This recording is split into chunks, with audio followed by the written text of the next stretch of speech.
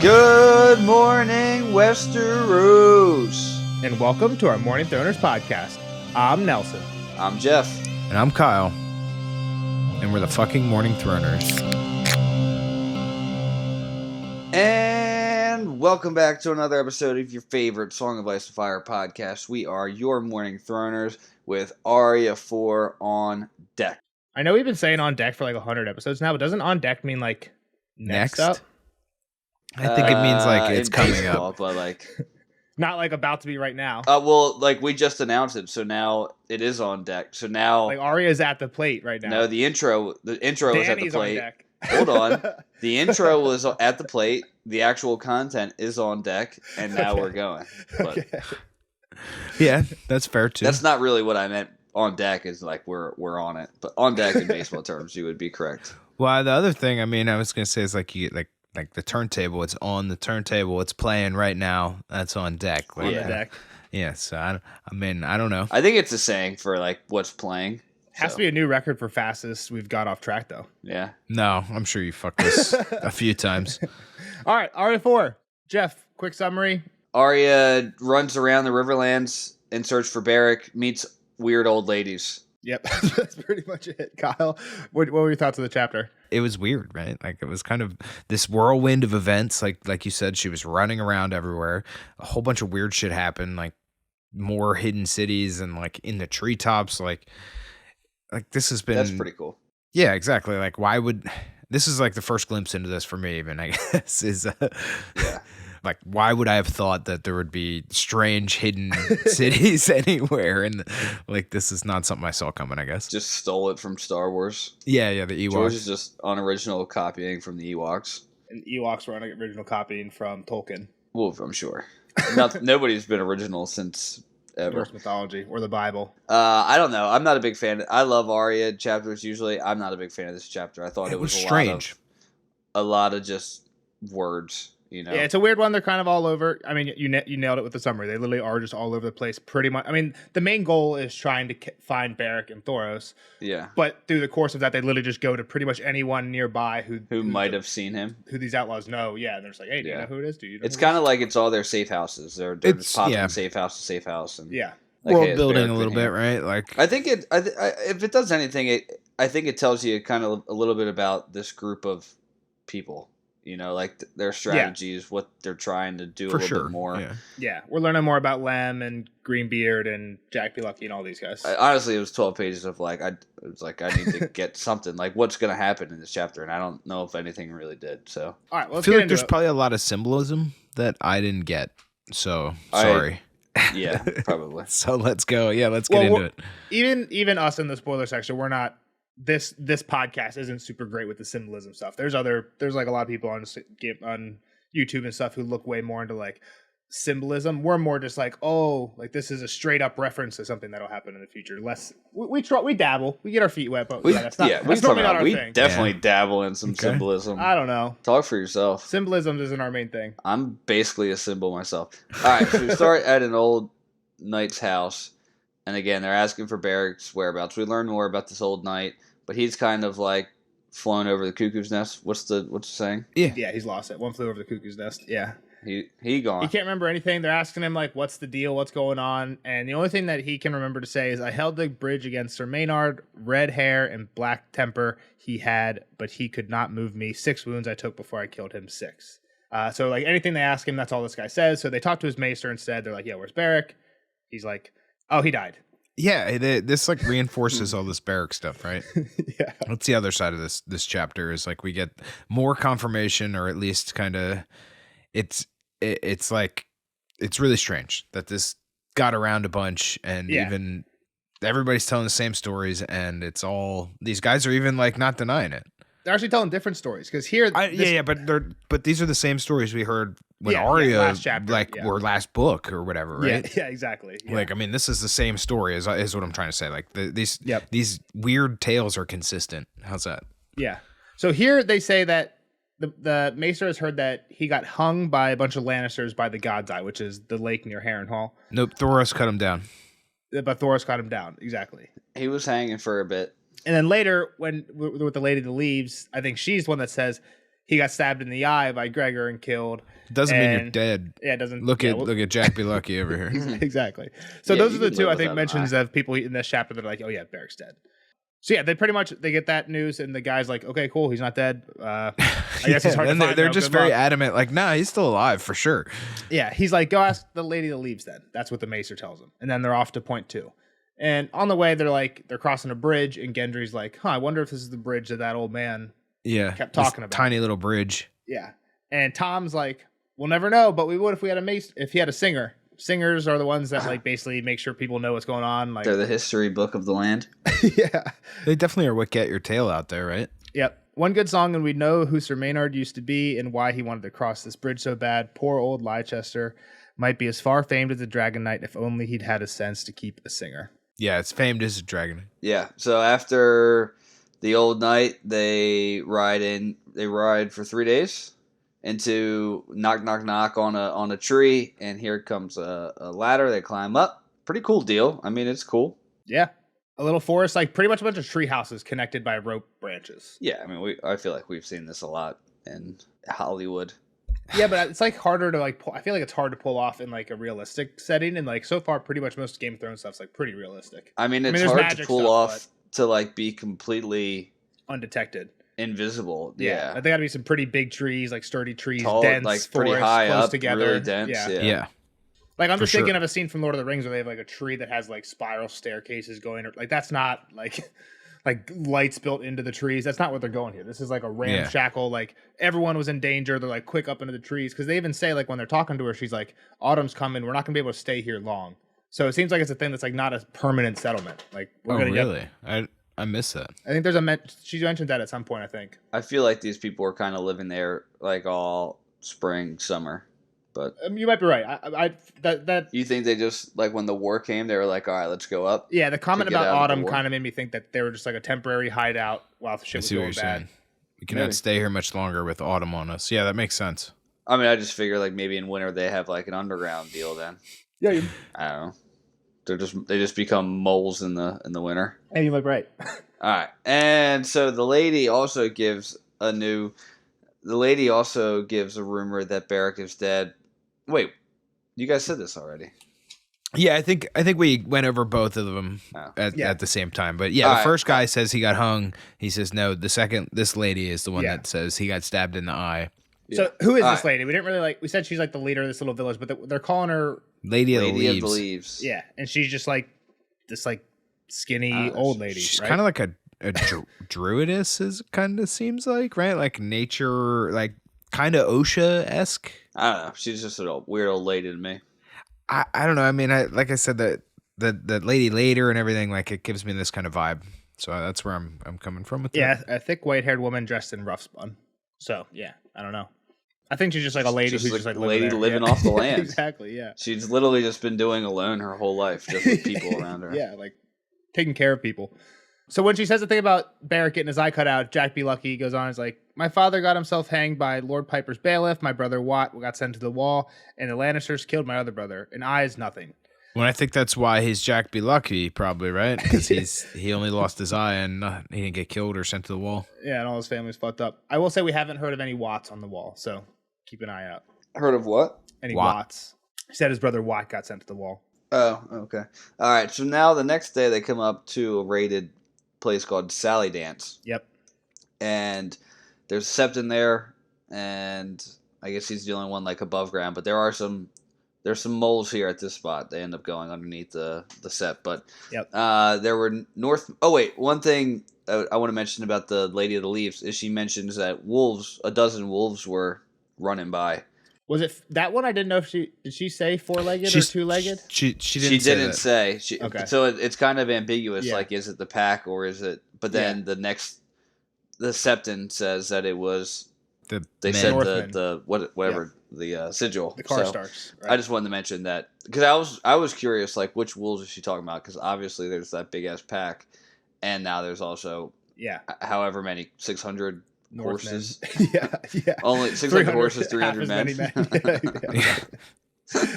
I thought it was funny, just like when they first started talking about this, like raided Septon, burned down, all the maidens' was the point, right? Tits are chopped off. Like all the jewels are pried out. Yeah. This is literally what we saw last chapter Exactly, with with the mummers. So then when he asks, was it the mummers? Like, that makes sense, right? Because they did the exact same thing the mummers did, which is, again, I think this is kind of just like a warlike, you guys know, let me say it, George hates war. This is like, hey, both sides are doing fucked up shit. Like, literally equally. They're doing the exact same shit.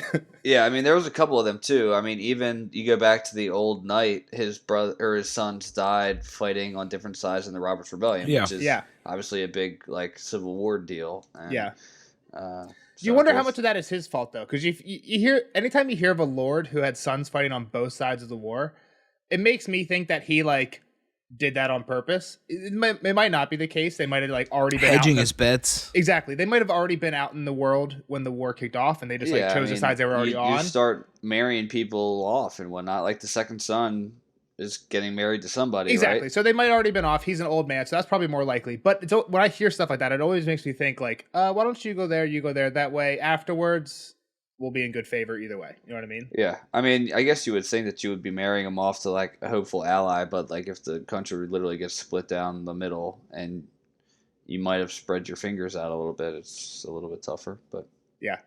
All right. So Sally Dance, the Sept tells him how everything was cut out and taken, and Arya feels ashamed here because it's all the Northmen, right? She's like, "Fuck, these are my people." Yeah. And she kind of speaks up on that too, right? Like, what was the sigil type of deal? And she figures out. Well, she thinks that, maybe they could. I don't know if they say. I might be wrong, but I don't know if they say the sigil here. They just say Northmen after the Kingslayer. I think later when she's with Smallwood, that's when Arya is like piecing together the sigil in her head. Yeah, the white sun or whatever on a black. Yeah, I don't think it really matters. It's probably obviously Karstark's here, like in both. I mean, places, it's either here or Highheart, right? There's I think at Lady Smallwood at Acorn Hall. Acorn Alley. Right. Yeah. Okay, so maybe we don't know. I mean, we know who it is because we know that there's a group of pissed off Northmen. Jamie. Exactly. So maybe it's later on she thinks about. She says, but she does say they're hunting the Kingslayer here, which again is the hint to us. Yeah. The other thing that I think is kind of cool about this like little basement under the Sept that they're in is like. No, I don't think it's not the Septon, but like the leader is wearing like Barrack's cloak. But it looks like he's made like a handmade Barrack's cloak, which is kind of to me. I take that as like they've taken on the sigil. Yeah, like we're in support. Yeah, supporting Barrack. Is that what that meant? Yeah, I did read that, and I was kind of confused. I didn't know if he was like pretending to be him or what. But could he just be a person in that house? Like he actually was. He could be, but I think it says something about it like being like hand sewn. Yeah, and then Arya's like staring at it, and Greenbeard like laughs and says, "Oh, the lightning lord's everywhere, you skinny squirrel." And nowhere, yeah, it's like. So it's like, oh, that's not really him. People see him and think it's him. That's true too. Like maybe that guy died. Like maybe that guy goes out and dies, and then that's when like, oh, we heard Lord Barrack died. Yeah, that's a good point. Yeah, maybe that's the guy getting hung. Yeah, it's like in a video game when the boss like duplicates himself, so you don't know which one is the real one. What game is that? I want to play that game. Yeah, I feel like it's a mechanic in several boss fights. I'm thinking particularly for Ratchet and Clank 3 up your arsenal on the PlayStation 2. All right, so they stay the night. The guy, when he calls her little squirrel, kind of says a weird comment about like, "Oh, you're gonna be a woman, I'll marry you." Like, she says, "I'm not a squirrel. I'll almost be a woman soon. I'm 1 in 10." And he says, "Best watch out, I don't marry you then." I think he was just fucking with a little her back. chin tickle. With a little chin tickle. I know, but I think that was like them just. You want to pretend you're an adult, then here we'll pretend you're an adult. Yeah. So they stay the night there. Everyone kind of has their own little deal of how they're spending it. Lem and Gendry are playing tiles. Yep. Tom is singing a song. Big Belly is eating goose. No, the song that Tom is singing is about a guy named Big Belly. Sorry. and then Anguay, and he's trying to teach Arya how to shoot his longbow, but she's not strong enough. So we get the side topic of how he's going to make her a bow. He seems nice to her, right? Like, I mean, I know later on she's like, "Yep, he's just watching me," but still, like he's being nice to her. Well, also they mentioned that he's the one that's closest in age to her. Yeah. I feel like he might just be like talking to her because it makes him feel like the cool guy. Yeah, instead of like the rookie because he's like the youngest of the rest of this group. Yeah. But at this talk of making a longbow for it, Tom Seven Strings steps in and like, "Ha, you're not doing that shit." Yeah, he's like, "Yo, dude, we're outlaws. Hostler's not the biggest fan of outlaws. We're not going to be hanging around." Yeah, they're not going to be pumped that we're selling Arya back. Yeah, basically Tom says we should be lucky just to get in and out alive.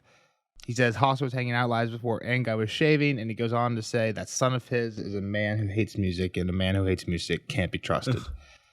And that's where Lem jumps in and says it's not music he hates, it's just you.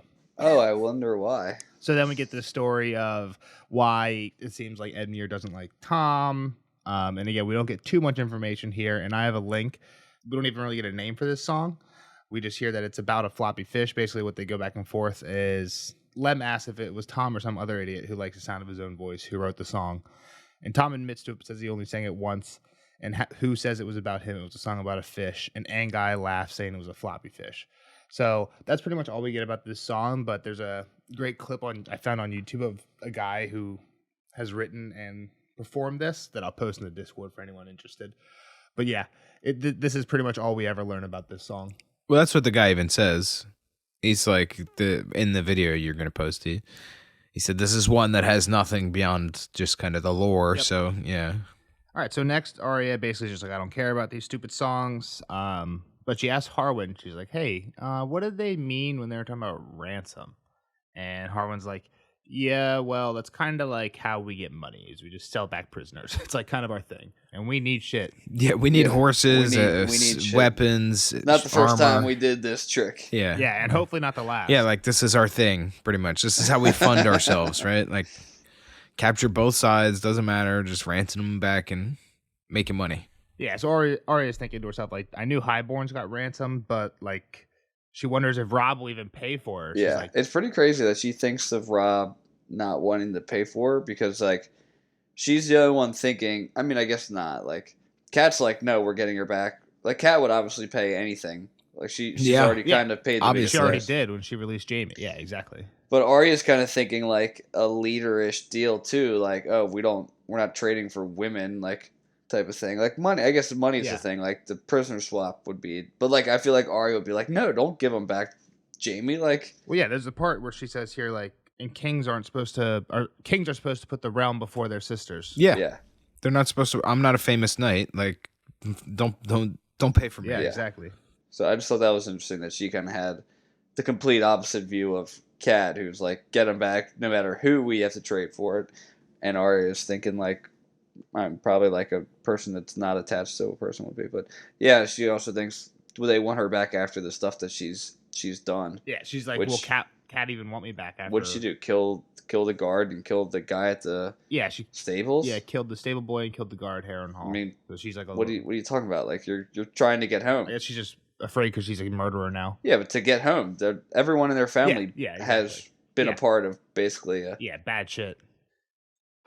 Next spot they go to is High Heart. High Heart. Kyle, you want to read this quote for us? Pretty cool spot. Yeah. This is like the Fist of the First Men. Is that what that place was called? I think the same thing. Very similar, yeah.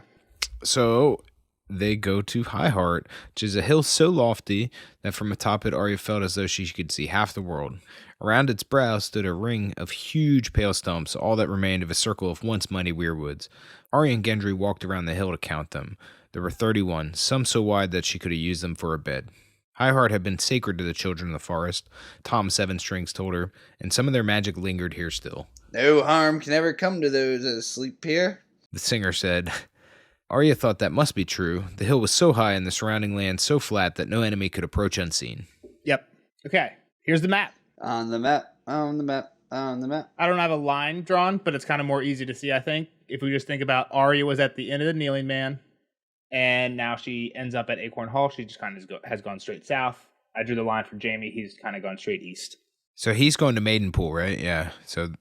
Yeah, and again, I think it's just kind of funny that Arya is going away from River Run because she goes High Heart then or Acorn Hall. Well, the other thing here, right, is like, so that puts into perspective, like these dudes are out here looking for Jaime and they're nowhere near him. True. But again, they weren't. I know they were at River Run. 300, so, yeah. Well, they weren't a group of 300 either. They like all dispersed. True. But I mean, I'm just saying, like they're here. They're not that far yet. Yeah. All right. So we are at High Heart. They say that it's still haunted by some of the children that had died there by the first king of the Andals. Yeah, so the story of the place is like there was a king of the Andals, Eric the Kinslayer, who cut down the grove, who cut down all these weirwood trees. So she says she's not afraid of ghosts. She used to play in the crypts of Winterfell. Playing hide and go seek. But that night when she was sleeping, little breeze passes over. The hair on the back of her neck stands up. Blanket got tossed off. It blew the blanket, into the bushes. So, there was definitely some wind. Like, something happened. Yep. Who sends the wind? Strong wind. Who sends the wind? The old gods, right? Yeah. And Davos said the same thing about when his ship came to him when he was stranded on the rock. But as she goes to get her cover, she's hearing voices, and then she sees Tom, Lem, and Greenbeard talking to a little lady. Yep. Beside the embers of their campfire, she saw Tom, Lem, and Greenbeard talking to a tiny little woman, a foot shorter than Arya and older than Old Nan, all stooped and wrinkled and leaning on a gnarled black cane. Her white hair was so long it came almost to the ground. When the wind gusted, it blew about her head in a fine cloud. Her flesh was whiter, the color of milk, and it seemed to Arya that her eyes were red, though it was hard to tell from the bushes. The old gods stir and will not let me sleep, she heard the woman say. I dreamt I saw a shadow with a burning heart butchering a golden stag. I dreamt of a man without a face, waiting on a bridge that swayed and swung. On his shoulder perched a drowned crow with seaweed hanging from his wings. I dreamt of a roaring river and a woman that was a fish. Dead she drifted with red tears on her cheeks, but when her eyes did open, oh, I woke from terror. All this I dreamt and more. Do you have gifts for me to pay me for my dreams? Dreams? Grumbled Lemoncloak. What good are dreams? Fish women and drowned crows? I had a dream myself last night. I was kissing this tavern wench I used to know. Are you going to pay me for that, old woman? The wench is dead, the woman hissed. Only worms may kiss her now. And then to Tom's 7 strings she said, I'll have my song or I'll have you gone. So the singer played for her, so soft and sad that Arya only heard snatches of the words, though the tune was half familiar. Sansa would know it, I bet. Her sister had known all the songs, and she could even play a little, and sing so sweetly. All I could ever do was shout the words. Yep. And the next morning, Arya asks Tom if the children of the forest still live on High Heart. So, what do we think about this? What do we think about this old lady's dreams? So it sounds like she has more dreams that we don't hear about, but we hear the free ones. We hear the free dreams here. Why do you say that? Just because she gives these up without anything. Then she's like, if you want the rest, she's about to get paid. Well, then she says, all this I dreamt and more. So you're right, Nelson. I think the same thing, though, Jeff. I think she's still getting paid for these. I think this was just those weren't free. I'll give you half, and then you pay me, and then I'll give you the rest. Yeah. I mean, she's still not getting shit. She's getting Tom 7 strings singing her a ballad. That's what she wants, though. I guess they could just fuck off, but then if they came back, she wouldn't help him again. Exactly. And I think Tom's pretty cool, right? They seem all right. Tom is never not gonna take up the chance to play somebody a song. Yeah, exactly. He might even diddle this old dwarf lady, even though it's the same song that he doesn't love playing. He'll sing it for her. But I mean, she seems kind of like what's his name, Frogman, Jojin, yeah.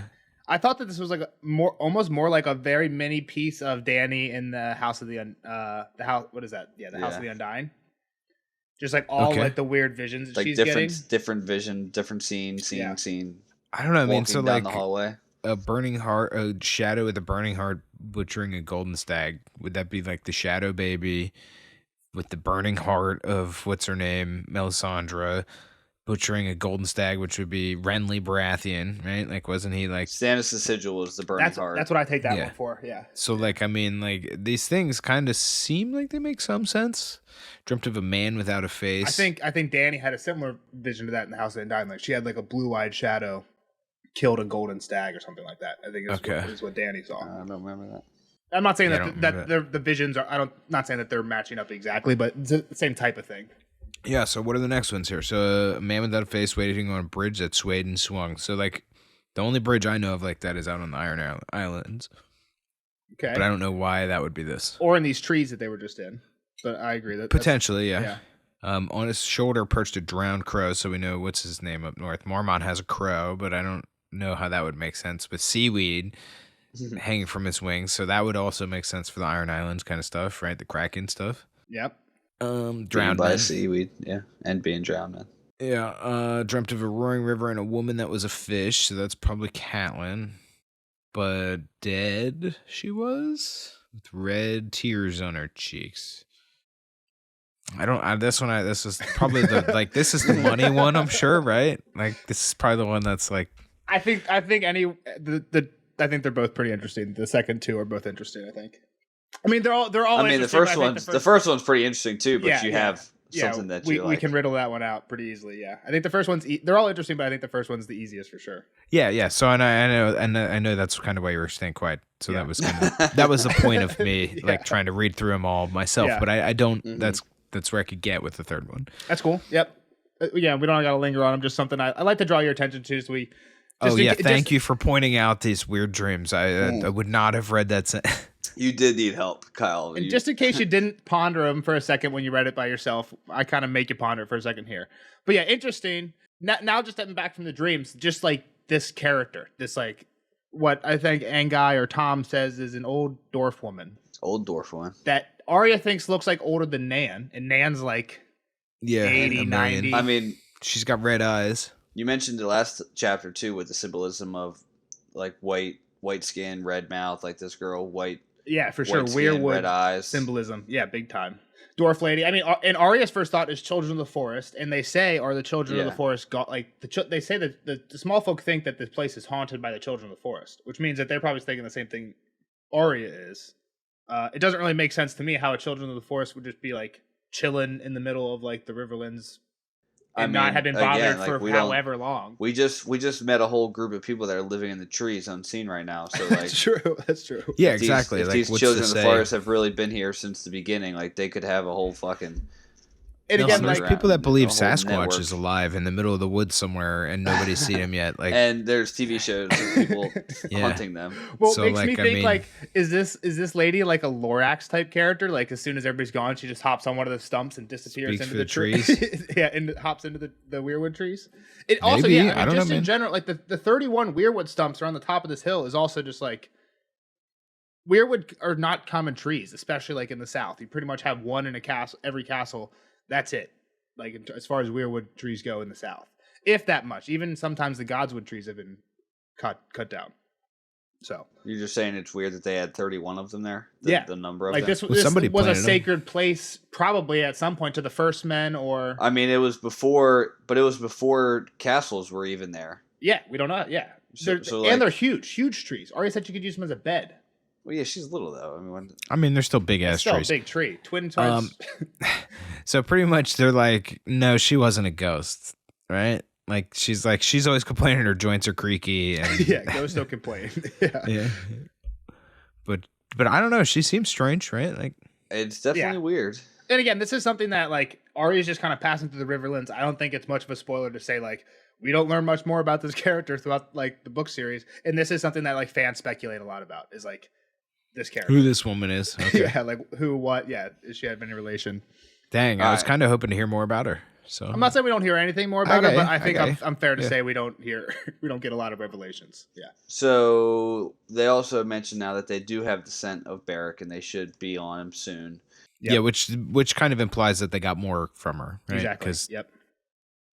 Arya's curious of why he's hiding from them. Like, if he's your friend, what are you guys doing? Like, how do you not know where he is, or why aren't you even with him? And I think this is smart. Like, this is a smart tactic for this group of. Yeah, they spread out to make sure that like nobody's getting caught all at once.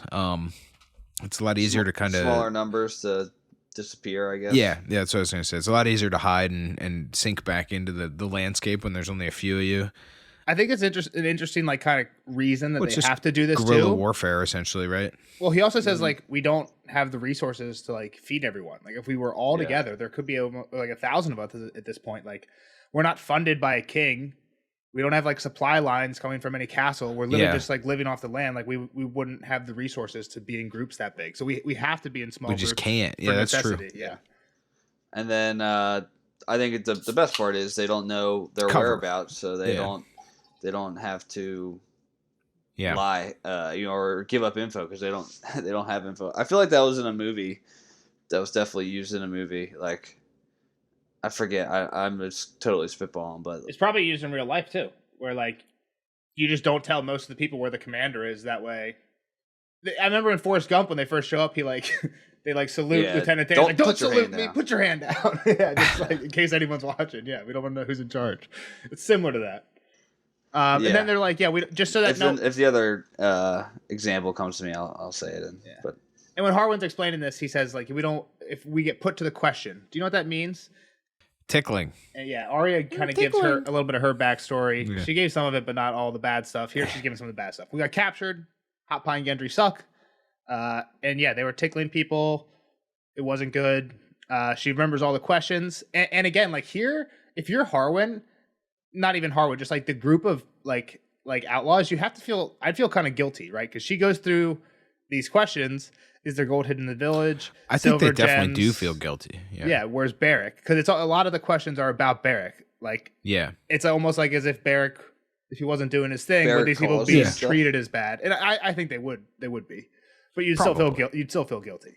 Yeah, I mean, they would have found another reason to tickle people. Yeah, like where's the gold, which is one of the questions they're going for. Yeah. And the one thing Harwin does say is like, all right, we'll add that to the list of crimes that these people will answer to. He also says Gregor got fucked up at the Mummer's Ford, so like the tickler might be floating down the river already. Like fuck him, might be dead. If not, yeah, like you said, we'll get him. Don't worry.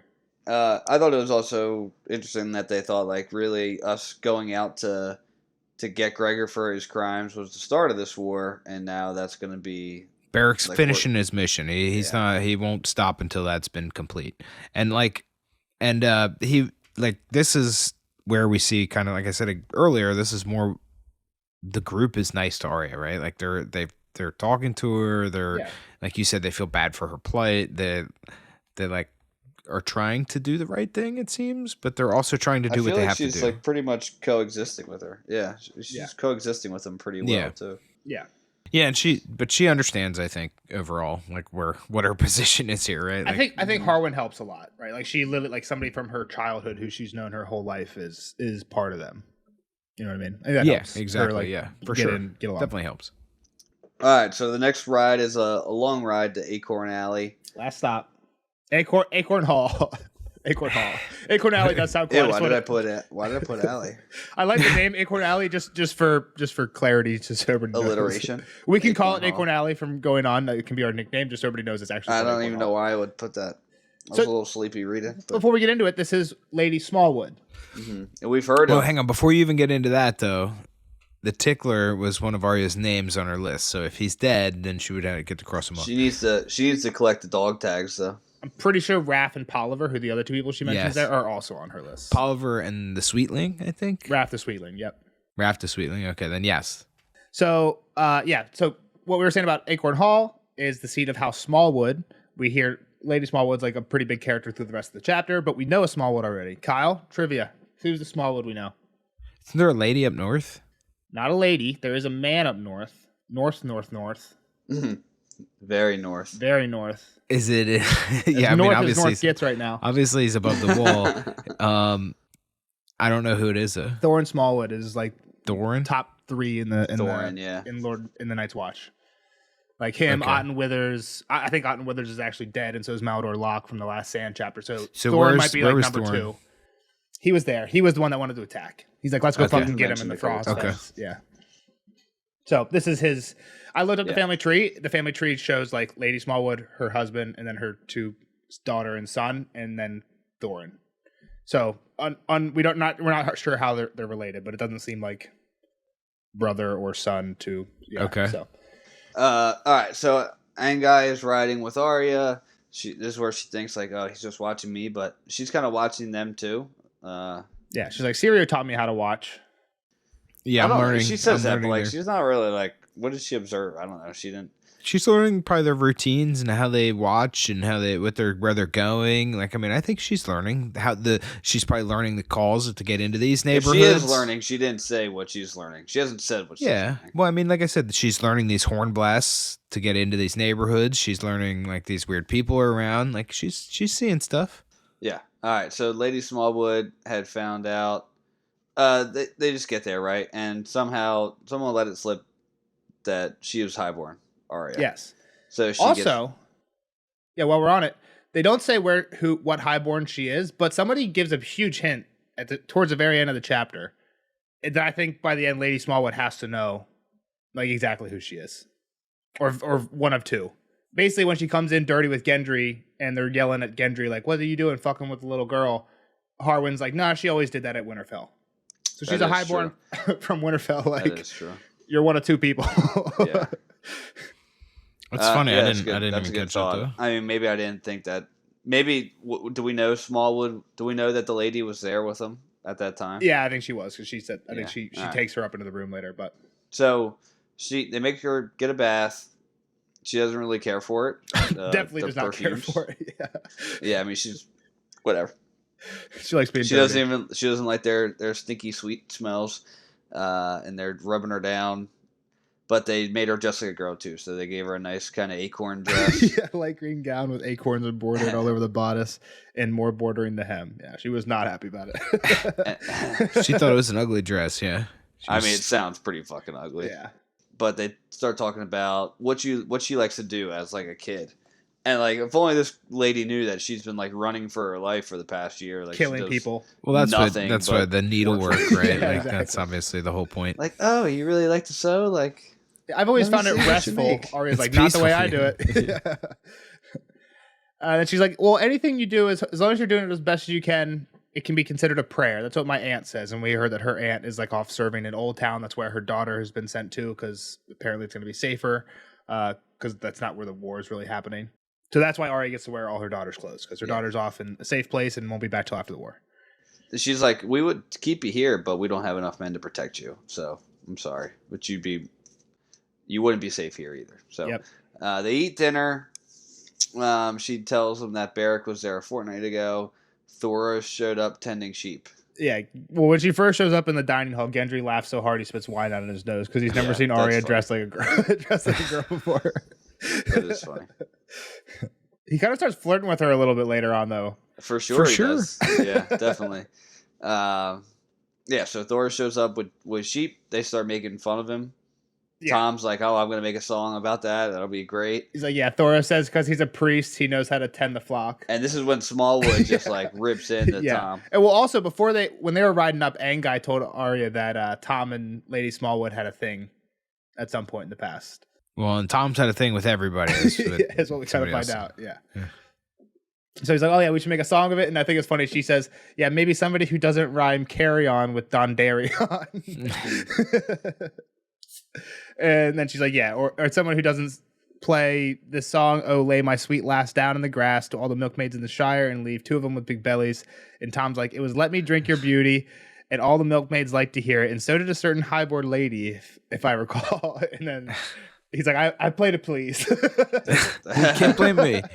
Can't blame. Just throwing shade. And she blushes or gets mad, yeah. All right, so now this is where we find out that there were Northmen running around looking for Jaime. Yep. The rumor's out. Like, that's the one note I had. Is like, Edmure was like, oh, we have to lie about it. Yeah, we have to keep it. Yep. Like, it's gone. Like, this is already traveling. Yeah. It's spreading like a disease. Well, and that was who somebody said that. Blackfish might have said that, or Rob, one or the other. Yeah, once those people got out, like, it was out. So, Edmure's an idiot. Arya asked which Northman what it was. So that's where we get the confirmation that it is the Karstarks. And this is what I was mentioning earlier. Like, she thinks, like, man, if I could find the Karstarks, maybe they will let me. Yeah, maybe they could save me, which would be even worse, right? Like, they're probably the worst North people to find her. Yeah, they would hold that shit over Rob. They're so fat. They might just kill her straight up because he just killed. I wouldn't be surprised. They killed other kids straight up. Yeah. So then we also find out that Lady Catelyn set him free. This is where we learn that part. That's the rumor. Yes. Yeah. Which, I mean, I guess we kind of talked about just a second ago. But, I mean, I guess we didn't look at it from this perspective of Arya finding out that Catelyn would do something so stupid, right? Yep. So, like, Arya's like, no way. There's no chance. But, like, everybody seems to believe it, right? What did they say? What did they say about mothers earlier in the chapter? Like, a grieving mother will do anything type of thing, or wasn't there a quote about that? Like, well, she had said that, or somebody else had said that, but that wasn't in this chapter. No, definitely not in this chapter. I'm saying like it was about Cat. I'm pretty sure, maybe even. Well, yeah, it's like Mother's Madness or whatever. Mother's Madness. Yeah. So like, I don't know. I don't know if these people know that like Bran and Rakan are dead or whatever it might be, but like. I don't think Arya hears too much about this because pretty much once they start saying Cat, Harwin's like, oh fuck, Cat's daughter is right next to me. Yeah. I don't think this is anything for your ears, Arya. You shouldn't be here. And she goes out, storms out, tries to slam the door, but it's too heavy for her. And Gendry follows her out because he doesn't give a fuck what they're talking about. So he's like, hey, want to go check out the smithy? And she's like, yeah, sure. So they go check out the smithy. So Gendry starts asking about Thoros, if Arya remembers him. And she only saw him once. Yeah. She saw him at the tournament probably, right?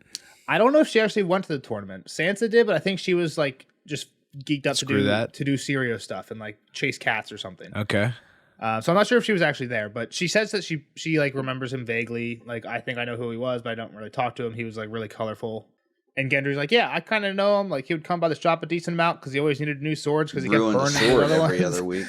My master and him would always argue about the price. And yeah, I think it's pretty cool. We kind of figure out his trick with the sword here. Just dipped it in wildfire. Yep, dip it in wildfire.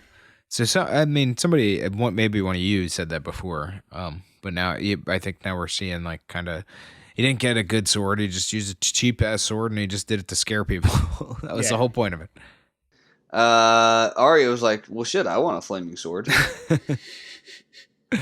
And Arya gives kind of, he needs a good sword if it's flaming, right? Yeah. Well, because he says that Thoros was the first one to go through. I think we've heard this before too. That when Pike rebelled, right? Greyjoys rebelled, and they went and they're like, "Fuck you, we're gonna crash, like fuck you up, kill your sons." That's why take Theon hostage. When that whole battle happened, Thoros was the first one through the walls. Like, they smashed the walls with like a catapult or a battering ram, and then he's the fucking first one through with his flaming sword, just slashing people left and right. And he lived to tell about scaring the shit out of people. Yeah. And that's when Arya's like, probably I want one. Drunk. I think that's funny because Arya's always like, oh, I want that.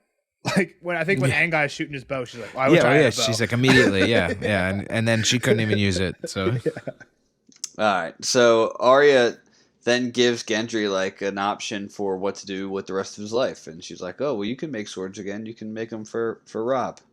Yeah, Gendry's kind of pissed because he was about to be able to make his first sword ever. Like, his master at was Harrenhal, right? Yeah, no, at King's Landing. Yeah, here's your first piece of steel. It seems like a sword would be way easier to make than a helmet in the shape of a bull's head. Yeah, but for whatever. Sure. He's already made a bull's head helmet. Now he's like, okay, now you can make your first sword. And he's like excited to do it. And Yoren's like, nope, you're coming with me off to the Night's Watch to freeze your dick off. I mean, I would assume he's made swords already, but like this would be his personal sword. Yeah, do whatever you want, not a commission. Yeah. Maybe that's what he means. Yeah. I would hope that he made a sword in wartime. Like, what, he's making horseshoes and nails. Those are like the easy like that's like the apprentice smith shit is like horseshoes and nails, and then a bull's head helmet. Like, that's like a huge jump.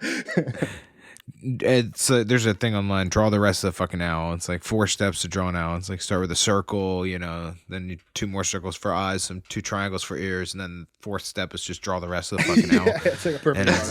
And it's yeah. So this is where we get a little bit of flirtation going on. Gendry says that Arya smells nice. He's like snipping at her with the pinchers, the blacksmith pinchers, tongs. Smells nice. She's like, you don't. You smell like shit. Smell like shit. Yeah. She pushes him away. He catches her arm. She trips in. They go down. They just he kicks. She kicks him. Scruffle. She's punched him a lot, but it doesn't hurt. Get all dirty. Even a rip on the sleeve. I don't know if this was like flirtatious or like little kids. Sister, big brother type thing, or just like kids. It's a little of both. It felt like. Yeah. I don't think I've ever told my little sister she looks and smells nice before I don't know. Like, if was gonna think about like a middle school girlfriend. Like, if you're flirting with it, like they're like you're wrestling with her. Like, it's very relatable that you like like the girls will try to like fight you and then you wrestle them. I'm way too big to wrestle my sister because she's like 12, but I've like made fun of her and she's been like wailing on me and I'm just like laughing at her and like she gets pissed off because like her punches do nothing. Like, I've been there. I'm not saying that. I'm saying that's why I think it's more flirtatious, because like back in the young days, like girls would try to like fight you flirting, and like then you I'm gonna have to wrestle you, and then you you just assert your dominance. All right, so they get all dirty, and then they go back, and Lem yells at him for, I guess, trying almost like hurting Arya type of deal. Like, well, when they first show up, this is when they show up and Tom's singing. My feather bed is deep and soft, and there I'll lay you down. I'll dress you all in yellow silk, and on your head a crown. For you shall be my lady love, and I shall be your lord. I'll always keep you warm and safe, and guard you with my sword. And then this is when Arya and Gendry come in, and Harwin just cracks up laughing because Arya just got, like, literally, like, probably like less than 2 hours ago, just got bathed, just got put in all these clothes, and is already a mess, and the clothes are ripped. And this is why Lem gets so pissed at Gendry. He's like, "What the fuck are you doing? She's a girl, half your side. You want to pick on someone? Pick on me. Like, we'll take this to the streets, boy." It reminded me of Do you guys watch Yellowstone at all? No. So the character Rip is like the ranch foreman, and like there's no fighting on the ranch, but if you want to fight someone, like you have to fight Rip. So it just reminded me of that. That's Lem. Rip is a badass dude. Yeah. I want to get around to Yellowstone. The first 2 seasons are worth it. Gets a little falls off. Aren't they making a Yellowstone with Harrison Ford? Yeah, I heard they were pretty good. But that's out already? Kevin Costner's leaving after this season, I guess. I didn't even know he was in it. So, me either. He's the main character. Oh, shit. All right, so then, Arya admits to it. She's like, "It was me. I started it." Gendry was just saying shit. And Harwin's like, "Leave it be. She was the same at Winterfell." And then this is when Tom either switches songs or finishes the song. I think it's got to be the same song. And how she smiled. So Anne seems like and she's like, "I don't want the feather bed that you were talking about earlier." Yeah, you're right. And how she smiled and how she laughed, the maiden of the tree. She spun away and said to him, "No feather bed for me. I wear a gown of golden leaves and bind my hair with grass.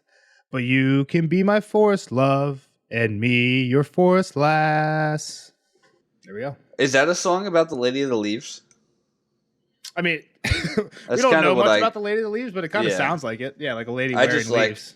That's what I took from it. It's just weird. I don't know if it's I don't know if it was the same song, just because it seems like so fitting with like the moment. Like the guy is saying like, "Oh, I'll take you to this like fancy, like treat you all fancy," and she's like, "No, I want to be in the forest." And it's like exactly what's happening with Arya. They're trying to dress her up, and she's like, "No." That was my note. Was about the Lady of the Leaves, but I wasn't sure. Yeah. I mean, I feel like this is a situation that's probably happened prior though as well.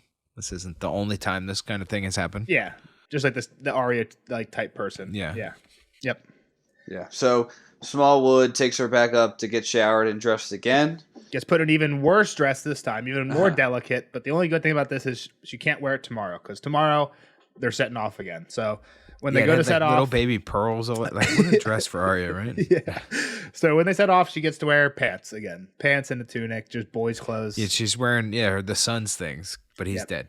And she mentions she's dead, and then Arya feels bad because she's like, "Fuck, this lady was being nice to me, and I ripped her dress, and I could have been nice." And she's like, "I'm sorry, and I'm sorry." I don't think Arya was not nice though.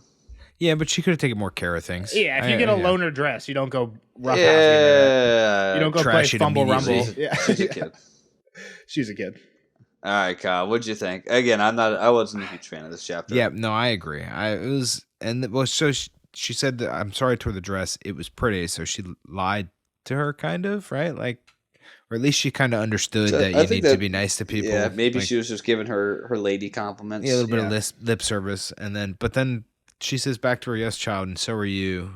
Be brave," right? This lady kind of, I feel like she knows what's up. Well, she feels bad for Arya. She gave them I think we talked about it a little bit. She scolded all the outlaws when they showed up. Like, kid. Well, what are you doing? Just bringing her through wartime. And then we hear she sent her own daughter away, the fuck out of here because of the war. So she probably just is honestly scared for Arya. Like, fuck, I wouldn't want to be you. Like, I wouldn't want you to be my daughter. Like, going through this shit. Yeah. And now also at this point, like I said, at this point she probably knows who Arya is. When she's saying "be brave," she's like, "Okay, yeah, you're in for it. You are important. Yeah, get the fuck out of here and cross your fingers." Yeah. Yeah, it was all right. I mean, it was kind of cool to see a little bit of this. It was almost the same as the dream night of Miri Mazdor back when she, the first injection of some of that weird magical experience into the book, and now here's this weird kind of situation that's just right in front of us the whole time, or in the Riverlands or whatever here. What do you mean with like The weird like houses, and I mean we got a little bit with, we mentioned it before, Jojen and them, and they're like moving fortress, but like here's another weird situation that's happening a little further south. Gotcha. That's all. Yeah, I keep saying weird. Magic-y. Magical, yeah. I don't know. Supernatural. It doesn't sound right. Prophetic. Not even. Just like it's. I don't know how to say it. Fantasy, I guess. Fantastic. Gotcha. Yeah. More fantasy than like historical fiction. Yeah. Gotcha. All right. Well, yeah. I mean, I guess in hindsight, you guys are right. Not much really moves the plot forward here. It is just kind of her bouncing around looking for Beric. I just like it because there's no plot movement. The only thing that we actually like talked about, other than just recap, was the dream. Like it was the only thing that's like kind of out there. Yeah. I just like all these characters, I guess, and so it's just cool to get them like just shooting the shit. Yeah, with each other. It was all right. I'm sure, like if you're actually just reading the book, you're not like looking back like, oh, that chapter's shit. But, yeah. Like when we're analyzing a chapter, like it wasn't a fun one to analyze. 4.2 out of 10. I don't know. Yeah, I always like them all, so it's good to kind of hear from you guys which ones are kind of the slower ones for a lot of people. Stinkers. Yeah. All right, real stinker. We won't hold anybody else. We won't hold Kyle. We'll see the rest of you guys in the spoiler section. We'll see Kyle on the next one for Daenerys 2. Bye-bye. Bye. All right, later, nerds. Spoiler alert! Spoiler alert!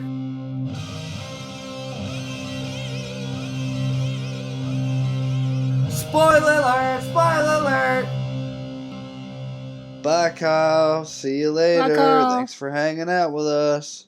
Now, on to the spoiler section of Arya 4. Nelson, what's your hot take? Got a few. Really I have the dream and then two other quick things, like two very minor things. All right, let's start with the dream, the Ghost of High Heart stuff. The dream is the first thing I truly have. Now, the question is, do we believe that wind was a message from Bloodraven / Old God for her to wake up?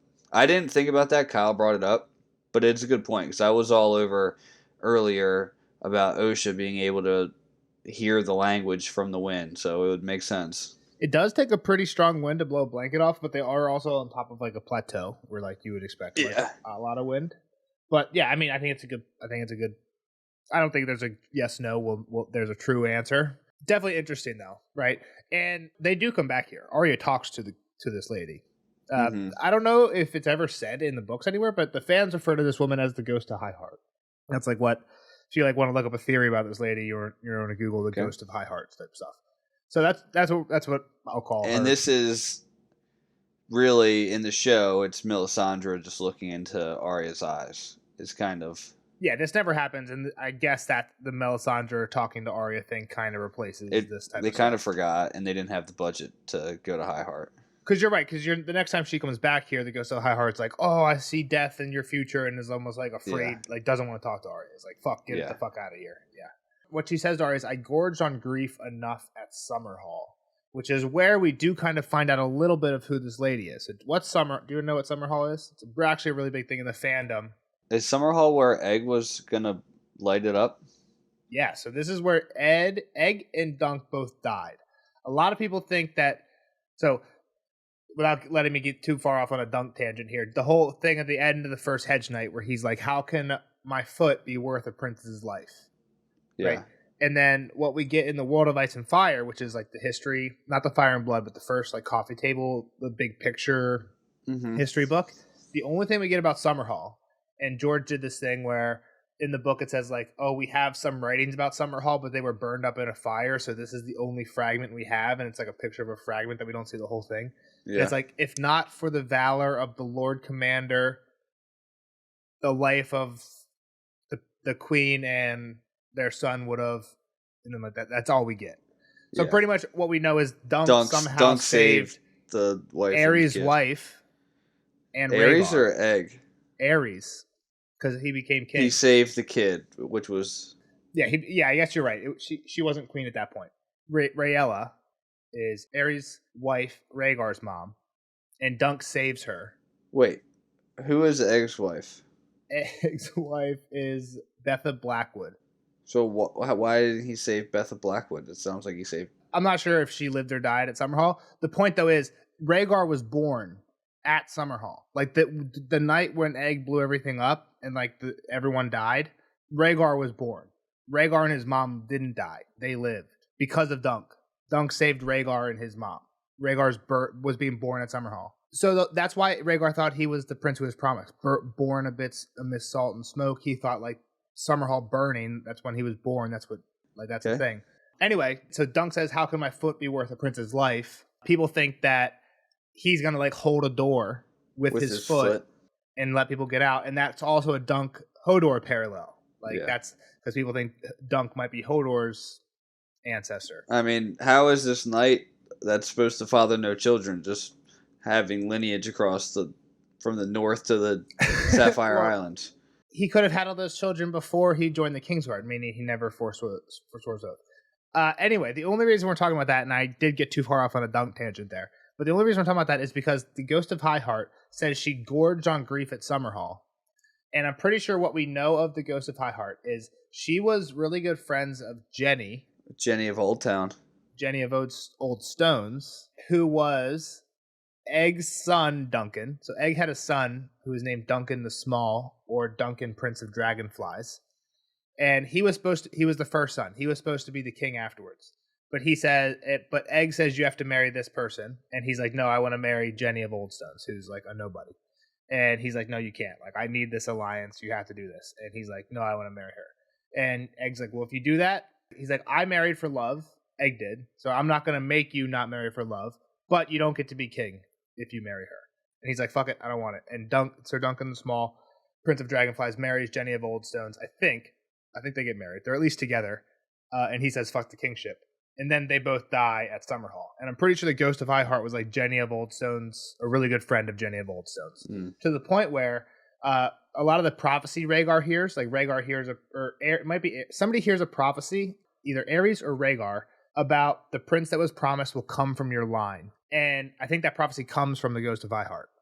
Because she was friends with Jenny of Old Stone. Jenny of Old Stone was married to Duncan the Small. So like the Ghost of High Heart was kind of just like around court a decent amount, I guess, when Egg was ruling. Okay. So like, and she was a young gal. She would have been a young gal at that time. The Ghost of High Heart, which is kind of crazy. Again, is she a child of the forest? I'm not sure. I think people back in those times called her a woods witch. They said like, oh, a woods witch came to court and gave us this prophecy. Yeah. So yeah, just a super interesting character. Again, I think we get more about her the next time. Yeah, when she actually talks to her. But yeah, I just think a lot of that stuff's super interesting. Let's focus on the dreams now. So what we got for the last two dreams? So I was trying to think, because I don't remember everything that I was thinking of Jackin in Old Town, but there's no bridge there. Like I don't remember a bridge from that chapter or anything like that. Makes me wonder, did he go to Pike too? Maybe. Jackin might have. I don't think it really matters. I mean, he's a faceless man. He's the only faceless man we know. The whole point of the faceless men, though, is like, doesn't matter which one it is. They're all no one. They're all the same person. Anyone can be any one of the other ones. I mean, is this like a confirmed thing? Like, you know exactly what this is? No, I think the second one is actually still not confirmed. And the assumed thing is you're on the right track. It's basically, Euron says that when he was in Valyria, or somewhere on his travels, I'm not sure exactly what he said this. Euron at some point says that he had a dragon egg, but he threw it into the sea in a fit of anger. Well, people don't believe that. People think that he actually sold the dragon egg to the Faceless Men, and that's how Balon. Yeah. So, because in the show, Euron shows up, and then like a day later, Balon dies. Yeah, in the books, we see him flip him off the bridge. We see him kill Balon. But in the books, Euron doesn't get there till like 3 days later. And everyone is sus, like, wow, you showed up really close to his death. Wow, you just decided to come here? But it's not before, which is like... How do we know that Balon died? Do they just wake up and it's like, oh, Balon was on a rock? His body's washed up, I think. Exactly, yeah. Kingsmoot, and then you got a Kingsmoot. Then you have a Kingsmoot later, yeah, when they're sure he's dead. I just wanted to say Kingsmoot. Yeah. So, but most people, yeah, think that this is pretty much what you're saying. He sold a dragon egg to... Exactly, Faceless Men. Even if it's not a dragon egg, he somehow paid the Faceless Men. He sold the Drogon egg to the Faceless Man, who gave it to Illyrio, who then gave it to Dany. Well, no, this would have had to be recently. And again, people aren't sure if he actually sold a dragon egg or not. A lot of that shit he could be lying about. I think at one point he says like, "Oh, when I was in Valyria, I found a dragon egg in a suit of an armor suit of Valyrian steel." And most of the fans are like, "Is he just bullshitting about this?" And I think in one of the Winds of Winter chapters, we see him in like Valyrian steel chainmail and helm, or like maybe even a full Valyrian steel get up, and we're like, "Holy shit, he actually does have a Valyrian steel set of armor." So I think like people at that point, people are like, "Holy shit, maybe he actually did have a dragon egg too," and they're like, "It doesn't make sense why he would just throw it into the ocean. That's so valuable." And they're like, that might be... People always thought that he paid a faceless man to kill Euron, but we hear that they're super expensive. Like, where would he get that money? Balon, yeah. And a dragon egg explains it also, but if he also went to Valyria and has treasures like Valyrian steel armor, he could also just have bucket loads of gold, you know what I mean, that are left over from Valyria. So I don't think the dragon egg's required, but yeah, most people think this is a Euron thing. Is Jaqen, like, do we know that Jaqen is really only like an assassin for murder? Like, do they not have their own kind of plots and be like, hey, let's go kill this guy because it helps us type deal? We're not sure exactly how they operate, but for the most part, we think there's like an organization that is in charge of things. Arya kind of like serves wine to this like big council of like faceless men around a table who like are deciding who's going to kill who. And like who's on the list of people to kill, and who's going to do it, because you're not allowed to kill someone who you know. But what I'm saying is, are they killing them because you ever see the movie Wanted? Yeah. So like it's supposed to be prophesied in the loom, right? Like the loom will send you the name, and then you find out that Morgan Freeman was like fixing the names. All up. So like, are they fixing the names with taking money, or is it like? Are they like getting told a name and I think that's how it was in the show, but at this point we just don't know. Yeah, I think Arya kind of leaves them because she figures out that it's all just because of money. In the show, yeah. In the show, I'm saying in the book, dude. In the book, I don't think we've learned that. She sits in on a council. She's blind, right? Is that the last chapter? I mean, before Winds of Winter? I'm not sure. In Winds of Winter, she's definitely not blind. So I don't remember. I think she becomes unblind in dance, but I'm not sure. It's been a while. I don't think she does. But again, as far as what you're talking about, there's a point where she serves a council, but it's ambiguous. She like half speaks. I think it's all in Braavosi, and she only like half speaks the language at that point. So like she doesn't even really understand what they're saying, but pretty much she gets that they're going over a list of people to kill, and they're divvying out who's going to do it because they're not allowed to kill someone. But I think it's like like you're saying that it's ambiguous as to where these names come from. Is it from a god to them, or is it just like they're taking money? Because we hear from other people like Littlefinger, you can just pay him a fuck ton. But maybe there is like some other way. That or is there like a prophecy to be like, all right, you paid us enough money, like we'll actually be your hitman too? Like, are they prophecy and a hitman, or are they just one or the other? Whatever. Exactly. So might be a little bit of both. The second one, I think, the last one's a little bit easier, right? And Kyle was on it for a second, but he got confused. Hold on, let's just talk a little bit about the crow being on his shoulder. So he's called Crow's Eye. You're on Crow's Eye. Okay. I don't know if I knew that. Yeah, because he has one eye. He wears a patch on one eye. Oh, yeah, I didn't know that. I didn't remember that. Yeah. And why would he be drowned with seaweed on his wings? Because he's a drowned man. Okay. Yep. So last one. A lady going down a roaring river. Yeah, I mean, definitely Cat. I mean, Kyle was all over it. He was all over it, and I think he retracted when he's like, dead. Wait, that doesn't make sense. Because I think Kyle's on the... And I think this is intentional by George. George does this thing where he'll throw in one from the past, and then he'll throw a few in from the future. But I think Kyle's on the thought that these are all from the past. I think that's where he was thinking, because he immediately seemed to retract. To me, it seemed like he was retracting. I mean, the second one, he was like, "Oh, that sounds like Pike," but he didn't really say like, "Oh, who's gonna die?" or like he ended up saying like he kind of said like Mormont had a crow, so then he was like kind of up north, and then he got away from Pike. So yeah, I think he overthought that one a little bit, and he didn't really make a prediction. He just said like what it kind of made him think of. And to your point, more than half of that one, I think, is a misdirect on stuff he doesn't know yet. The only thing he knows is a bridge that swings. Everything else is a misdirect that he doesn't know yet. But he knows that Jaqen changed his face, right? We saw Jaqen change his face, I thought. Who knows that? Didn't Arya see Jaqen change his face? Oh, yeah. Kyle knows that. Yeah, Kyle knows that, but he doesn't know that they're the faceless men, I guess. That's true. That's true. He doesn't know that Jaqen's connected to the faceless men. While we're on that, I think we both did, at least for me, I caught myself a few times, and I noticed that you didn't say it either. We never said the Brotherhood without banners again. I caught myself a few times almost saying the Brotherhood, and I was like, the Outlaws. Yeah. And you said like, this group or something like that. A few times. Yeah, that's a good job. pat on the back. Yeah. And again, this is another thing that I wouldn't even realize, to your point, that like Kyle knows about the faceless men. I'm sure he's heard that it's been brought up like 3 or 4 times. Like, yeah, Tyrion wishes he had enough money for it when he was little to kill Cersei.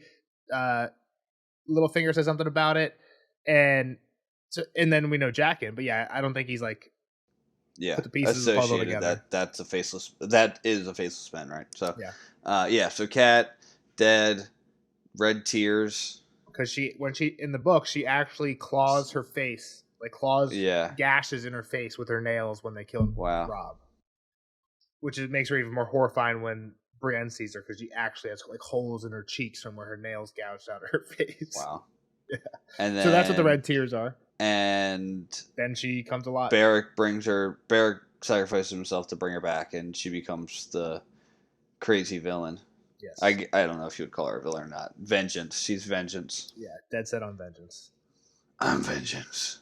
So yeah, I mean, again, Ghost of Heart is a really cool character. We'll get more into like her background and stuff later on. But yep. So next one, you can go ahead and your next one. All right. So my next one's a quick one. This is a glow shout out. Okay, sweet. They gave her a bath and she had a stinky sweet smell. Fake, covering up the real Arya.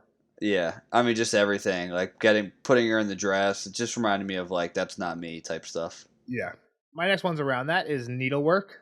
Mm-hmm. So, while you're saying show thing, you wanted to tell Kyle about just that how they like the swords in the show, which is, I mean, they just fucking rub their hand up it. And I think again, it's one of those things where like when magic gets turned on, I'm not sure that Beric doesn't actually do that now, and like now his blood is like Lord of Light blood. Because he's been brought back. I'm not sure that that's not how it works in the future. I didn't, whatever. Because when he fights the Hound, he has a flaming sword. Yeah, but we know that these people... Isn't there a chapter where Melisandre like goes over all of her powders and shit?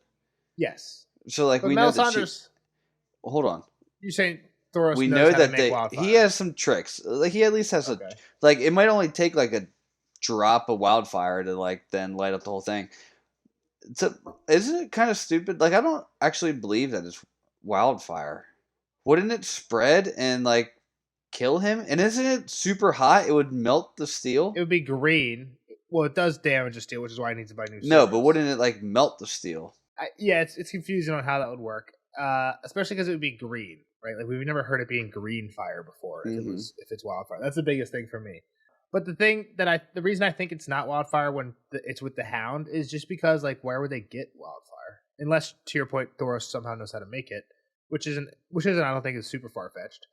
But like, where would they just get wildfire when in the middle of the Riverlands? Like, I bet when Thoros was in King's Landing and he was really good friends with Robert, and there was a ton of wildfire laying around from Aerys' time, Robert was like, "Yeah, take what you want, do whatever you like with your sword. It's awesome to watch." You know what I mean? Yeah. But now it's like, where would we get it? So. Again, I don't think it's a huge spoiler either. But next one, when Arya's talking with Lady Smallwood about needlework, she says, "The God gives us all our gifts, and anything can be a prayer if done like to the best of our abilities." That was a curious line. So Arya's like what Arya likes to do, like what Arya's prayer is needlework. Is to kill people. To kill people. Exactly. That's where I was going with it. Yeah, it's to do needlework, which is exactly killing people if done well. So she's gonna. I mean, she ends up becoming an assassin for the faceless man, yeah, who's all about killing, like who prays to killing people. That's like their thing. Yeah, I think that's what that's all about there. Yeah, that was a very interesting line. Yeah, it's kind of like out of place too. Like. That's a prayer, like doing what you love is a prayer. I think it's a little foreshadow to Arya that you're going to be.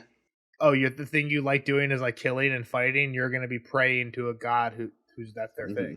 Yeah. What's your next thing? You got anything else? No, the Tansy tea. So this is like we did, and I wanted to at least mention it. Like have at least I like when things like this come up. I normally want at least me or you to say in the non-spoiler section just to give Kyle that second chance. Like the Tansy tea. Like, does he know? Does he know what Tansy tea is yet? No. He's pretty much said the whole thing though. At one point, I'm pretty sure he's predicted that Littlefinger got Lysa pregnant, and then something happened where they killed the. I don't think he said like a Plan B pill. I think it was more like they killed the baby, or he said something like that. But he was close on the track. I thought, and I think like this type of thing would put him there. You know what I mean? Yeah. Like would put the puzzle together. But this is now. So hold on, for anyone who didn't read the chapter, what we're talking about is the part where Lady Smallwood and Tom are like kind of getting into it, like a lover's quarrel. She's like, you have all these pregnant people all over the place, drinking tansy tea. Like, you're leaving all the maids in the Riverlands drinking tansy tea after you're done with them, which is the only hint we get. But again, it's while they're talking about him like having Tom with 7 sons. Mm-hmm. So it's like insinuated what it means, but not spelled out. Yeah. That tansy tea is a remedy for being pregnant. Let's just count real quick the multiple times tansy tea has kind of been mentioned just in this book. I think that's the first time, literally. Well, straight up that it's straight been said up. Like that, but like where it's ever been implied that it's something to do with pregnancy. So let's just think about it, because there's a lot of recent chapters. All the cat ones with Hoster, so it had to be like 2 where they're talking about Tansy, right? Yep. Cat and the Jane, she's like, oh, I'm drinking this stuff every day. I'm inferring that is Tansy tea. Yeah. Okay. And then we get this one, and Chet says he's picking Tansy. He used to pick Tansies for the girl that he was interested in, but again, there's never any mention of tea. I want to say that there was another like random person. So the reason I bring up Chet is because Chet says, oh, I used to pick wildflowers and I went and picked her Tansy. Yeah. And then when Kat's talking to Hoster, he says Tansy, and she asks Maester Vyman about it. And Vyman says, oh, sometimes the small folk name their children after flowers, like Tansy. Maybe there was I think there was a Tansy who used to sell shoes, and Kat's like, no, that was Pansy. Mm-hmm. But basically he's saying, oh, Tansy is a wildflower, right? And Chet is confirming that, right? Mm-hmm. So we learned that Tansy is a wildflower from those two. Here we learn that Tansy tea is something that pregnant people drink. And then if you connect that with Hoster, who's keeps saying Tansy when he's upset about something that Lysa did, and saying, oh, you'll have more trueborn. Yeah. Like, you can tell that whatever he's upset with Lysa, it has to do with pregnancy.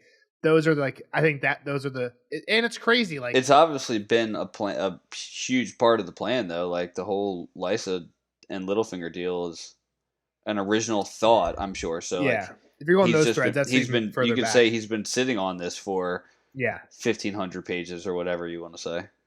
Yeah. Next one, Edmure hates Thomas Evans. And so that ends up coming later on, right? Does Jamie have Thomas Evans? Yeah, this is pretty much all we know about it. But then the other quote, I'll read it quick, is from Feast of Crows. Who was trying to get Edmure to bang a wench? So I think Edmure was trying to bang a wench, couldn't do it, and then Tom bangs her afterwards. Is like what is what happens, I think. I gotcha. In Feast of Crows, Jamie 6. I think basically Jamie is trying to get Riverrun back, and I think this is where he threatens to launch the baby over the wall to catapult. Yeah. The end of that conversation, you could try. Jamie waited. When Edmure made no move to rise, he said, I'll leave you to enjoy your food. Singer, play for our guest while he eats. You know the song, I trust. The one about the rain? Aye, my lord, I know it. Edmure seemed to see the man for the first time. No, not him. Get him away from me.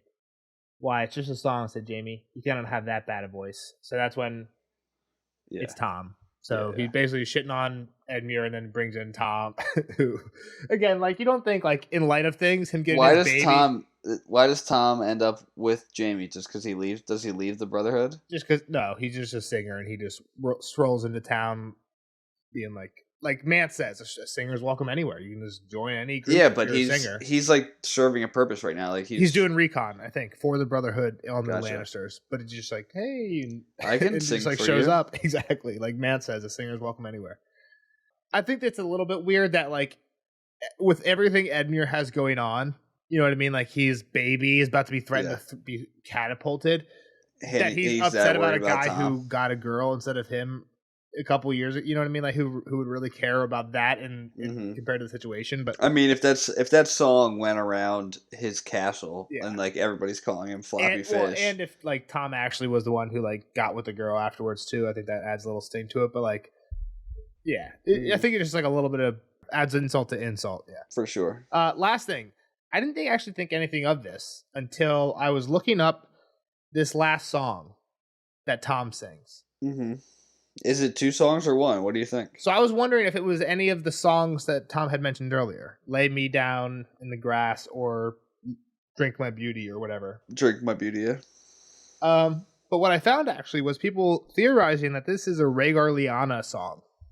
Rhaegar wrote this song about Lyanna. Oh shit! Let me read the. My feather bed is deep and soft, and there I'll lay you down. I'll dress you all in yellow silk, and on your head a crown. So Rhaegar is actually a prince. So like, if not many people, when you marry somebody, you could actually give them a crown. Yeah, you get a crown. For you shall be my lady love, and I shall be your lord. I'll always keep you warm and safe, and guard you with my sword. Liar. Again, I don't know. If, I didn't see anything in this. This blog post again that I'll post says that they were in love, and she was guarded in the Tower of Joy by the sword of the morning. Arthur, the sword by his sworn swords. Well, the sword of the morning. I'll guard you with my sword. Arthur Dane can be kind of said as my sword. Yeah, the sword of the morning. Yeah, the sworn sword. They're his sworn swords. Also, sword is a penis parallel. You know, I gotta throw that in. And then we kind of know Lyanna. She's like a rebel, right? Kind of like Arya. So then the second part of the song, and how she smiled and how she laughed, the maiden of the tree. And here, what this makes me think of is we hear about a tourney at Harrenhal. Do you know about this tourney?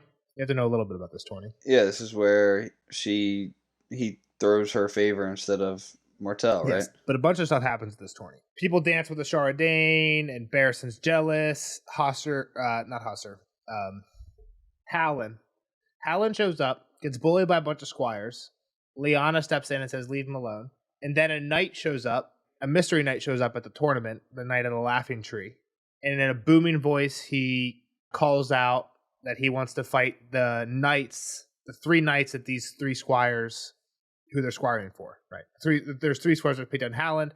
This knight now wants to call out the three knights that they did. And the knight beats them all. And the faceless knight. Mystery knight, the Knight of the Laughing Tree. And instead of taking the ransoms, he says, just teach your squires courtesy or discipline your squires because they're assholes, pretty much. And then the knight rides off, never to be found. Ares commands Rhaegar to go find him. Rhaegar comes back empty-handed. The thought is that this is Lyanna. She's a really good horse rider. She was pretty much the only person, pretty much the Starks were the only people who knew that Halland was getting picked on by these squires, so it has to be a Stark, either Benjen, Ned, or Lyanna. Most people think it's Lyanna. And then when Rhaegar was sent after her, he actually found her. They fell in love, and he let her go, and says he comes back empty-handed. And that's why at the end of the tournament, what you said, he gives her why else would he just give it to this random girl from the north that they'd never... She was super That's pretty. The accepted theory, right? So when here it says how she smiled and how she laughed, the maiden of the tree. Well, people think she's the Knight of the Laughing Tree. So the maiden of the tree. I guess so. She spun away and said to him, no feather bed for me. I wear a gown of golden leaves and bind my hair with grass, but you can be my forest love and me your forest lass. Again, it's kind of, it makes you think, to me. I mean, the last part of that doesn't really mean anything. What do you mean? But she's going to braid her hair with leaves and shit. Well, if they got married in secret, I don't know. I could see it. What the fuck what does marrying in secret mean? Like, he can't crown her openly. Why? Because they're like in a small tower in the middle of a dorm with like 4 people. What do you mean? I guess you could still have a crown made. They were gonna crown her. What do you mean? If she didn't die, if they didn't die, he was leaving his wife for her. I don't know. Again, I'm not 100% on it, but I think it's an interesting theory that when I was looking up on this song, I thought it could make sense. It doesn't say anything about her not wearing her crown. It says I'll wear a gown of golden leaves and bind my hair with grass. Where above he says I'll dress you all in yellow silk and on your head a crown. Like the two verses are parallels. All right, I'll believe you. Again, I don't know if I buy it. I just think it's interesting. Like, I think it's interesting. It's one of those things when George gives us 20 years, 15 years to just stew and think about these 5 books. People are going to go in all directions. Some of them are going to be right. Imagine when he never puts out another book and you just have the rest of your life to stew on it. You know, there's like a decent percent, like I'm going to say over 25% chance of me that honestly believes that they're done. Winds and Dance are done and they're not going to be released till George dies. And he has it all set up that the day he dies. Well, that's crazy. Why? He's not going to make any of the money off of it. You think he needs any money? What does George want money for? Why do rich people want money at all? I don't know. George has no children. He's not getting. If he's already done and if he's not motivated by anything, why would he just stop doing it? If he's good financially for the rest of his life, why not just stop doing anything? Why not just go live your life however way you want? He does what he wants to do. Why work so hard to do these TV shows? That's what I'm saying. Like, so if he's working so hard to do all this stuff, this is what he loves. This is what he wants to do and work hard. Why would he not release it to reap the benefits of seeing people reading it and talking about it? What if people don't like it? Who cares? He doesn't have to see that. You can't please everybody. So the other I guess the percent Star chance, Wars is going to keep coming out with shit. I'm just going to use Star Wars as the example. Yeah. Star Wars is going to keep coming out with shit, and you know how it goes. Half the people definitely don't hate it. Worst thing ever. Half the people are like, this is great. So it's going to be the same thing. I'm sure there's people that don't like his books. The thing that the way I, You act like this is like unanimously loved. Like, one reason I'll say Star Wars is different is because Star Wars is is marketed to kids, right? I love Star Wars like you love Star Wars. I'm not shitting on people who like Star Wars, but the thing is, you walk out of every listen, movie like that was the worst movie. Stop. But guess what? My sister doesn't. My sister loves those movies. So yes, as you get that 50% of the population who hates the new shit, there's an equal size population who loves the new shit. And guess what? The size of the population that loves the new shit buys more toys than the people who don't like the. Sure. Okay, so let's get back to George. Why would he not publish it? Because he's afraid people say, "Oh, I don't like it." So here's like, who cares? I've said this in a recent podcast again, but I've said like George somewhere in an interview, and I can't find it. I wish I could find it. I would post it. It would be a clip in every single episode of our podcast where George said, if finance wasn't an issue and you were writing a series of books, you would write them all without releasing any. That way, when you're on book 20, if there's something you're like, oh, you know what, this would be really cool, and you think of it in book 20 and you write it in, then you can go back to book 1 and add some foreshadowing for it. He's like, if you release book 1 already, you can't do that anymore. I've heard George say this somewhere, and I'll find the quote one day and post it for you guys. But I'm pretty sure because of that, he won't at least, and maybe not, he won't release until he's dead, but he at least won't release Wins until it's all done. And I don't think it's going to be Wins and Dream. I think it'll be at least 3 books. He has said at this point that he's just going to push it all. He's going to just write as much as he needs for each book and then like call it a book. And then if the publisher wants to split it up, whatever. But I think he's writing just huge books and he's not going to publish shit till he's done. Because why would he? He's a fucking millionaire and he's printing money. You can't He makes more money every day probably than me and you make it in a year combined. Just from the shows that are going out. Easily. One show. One episode. Don't you see the sense in that at least? Maybe not to release till you're dead, but to at least not release until you're done at all. Well, it sounds like he's scared. If you're... That quote is just being scared. What do you mean? Trust... Oh, what if I think of something later on? Bullshit. Like, we've talked about how masterful he is and the web charts. Like, finish it. Say that by the time Storm came out, or by the time... Say that George was a billionaire before he wrote Game of Thrones. Okay. Then, instead of just putting Tansy in the first chapter of this book, Tansy could have been mentioned in the first chapter of last book. And but then this why? But it doesn't matter. It doesn't matter. You have to admit it makes it cooler when there's like when it's a longer setup. No? No, because then you can just keep doing this. Like, no, so then we gotta figure out like, oh, when are we gonna first mention R plus L, and when are we gonna first mention that Arya is gonna be a face? Oh, and when are we gonna like you gotta be steadfast in your vision and just get it done. Like, but you can always second guess yourself, and if he's doing that, figure it out, write your story, finish it. That's the other thing is. Here's the reason that I think it might be go to his death. There's this saying that I really like. I wrote you a 4-page letter. If I had more time, it would have been 1. Which is just like, with more time, things don't get bigger. They get better. They get more concise. So like, if maybe George has the last 2 books written, and all he's doing is going back and making it more concise or making it flow better. Right, George can rewrite chapters all day long. Right, he's one of those guys where he'll never be satisfied with a chapter, and at this point, he doesn't need to be. He can write them all to the point where they make sense, and then just forever go back and tweak things and try and make it a little bit better. Every day, wake up and try and make it a little bit better. And one day he'll die and just have it all go out. And at that point, it'll be the best it could have been. It's stupid. It's a possibility, though. I think it's maybe the worst idea I've ever heard. It's not a great idea, but it's me. This just shows you how crazy my mind has gone waiting for these books, and I'm holding on to hopes like this. That, it's not George is never going to finish them. It's that they're already done. He's just perfecting them more and more every day. 70? He's 70 years old? He's over that, but he's been doing good. He's losing weight. I've seen recent interviews of him. He's I'm not saying good. that. I'm saying like he could generally live for another 20 plus years. There's a thing where you can pay like $30,000 to have your head frozen. Yeah, I know. I saw that. We should do that for him. He could finish. What if he finishes the books in 200 years from now after we unfreeze his head? We'll both be. Guess what? Our heads won't be frozen. I'm freezing my head. You're kidding me?